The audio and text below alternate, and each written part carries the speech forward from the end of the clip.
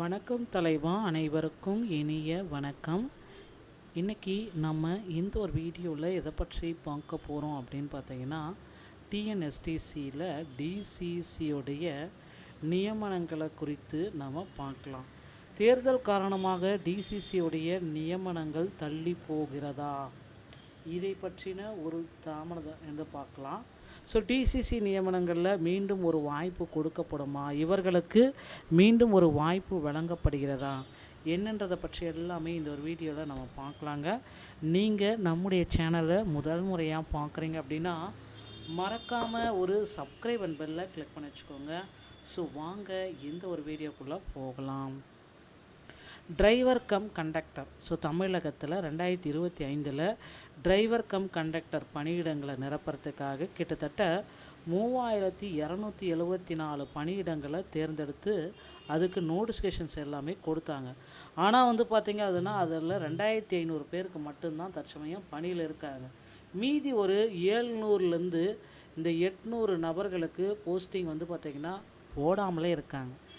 ஏன்னா இந்த கேண்டிடேட் எல்லாமே மெரிட் லிஸ்ட்டை வந்த கேண்டிடேட்டும் நிறைய பேர் இருக்காங்க. எப்படி சார் நீங்கள் மெரிட் லிஸ்ட்டுன்னு சொல்லலான்னு பார்த்தீங்கன்னா, ஒருத்தர் சொல்கிறாரு என்னை விட மதிப்பெண்கள் இந்த எழுத்து தேர்வில் கம்மியாக மதிப்பெண்கள் பெற்ற நபர்களுக்கு இப்போ போஸ்டிங்கில் ட்ரைனிங்கில் இப்போ இருக்கார்.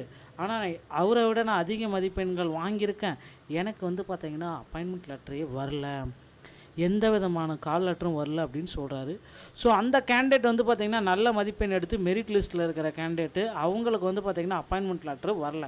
ஆனால் மெரிட் லிஸ்ட் இல்லாத கம்மி மார்க் எடுத்த நபர்களுக்கு வந்திருக்கு. இதனால் பார்த்திங்கன்னா மீண்டும் ஒரு வாய்ப்பு இவர்களுக்கு கொடுப்பதற்கு டிஎன்எஸ்டிசி ரெடியாக இருக்குது.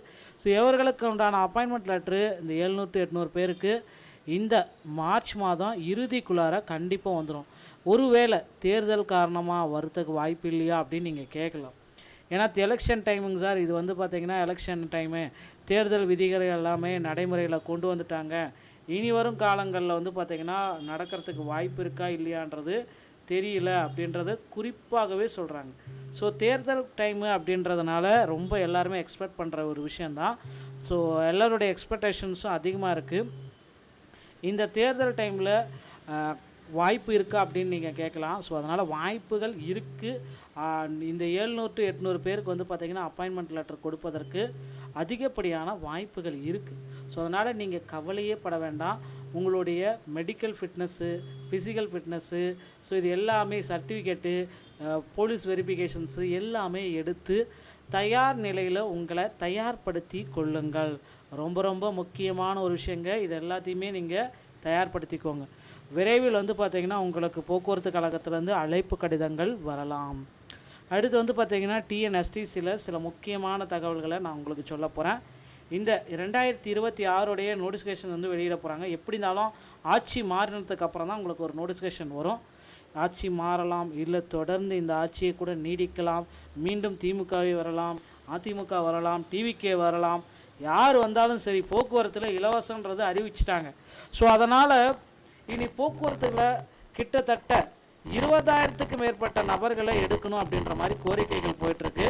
ஸோ நீங்கள் எக்ஸ்பெக்டேஷன்ஸ் எல்லாமே அதிகமாக இருக்குது. ஸோ 20,000க்கு மேற்பட்ட நபர்களை எடுக்க போகிறாங்க. தயாராகிக்கோங்க, உங்களை நீங்களே இப்போ நீங்கள் தயார்படுத்தி கொள்ளுங்கள்.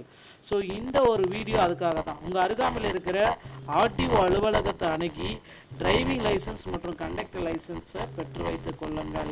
மக்களே, இந்த ஒரு வீடியோ பதிவு உங்களுக்கு பிடிச்சிருக்குன்னு நினைக்கிறேன். வீடியோ உங்களுக்கு பிடிச்சிருந்தால் நீங்கள் நம்முடைய சேனலோடு இணைந்திருங்கள். மீண்டும் ஒரு நல்ல தகவலோடு நான் உங்களை சந்திக்கிறேன். நன்றி, வணக்கம்.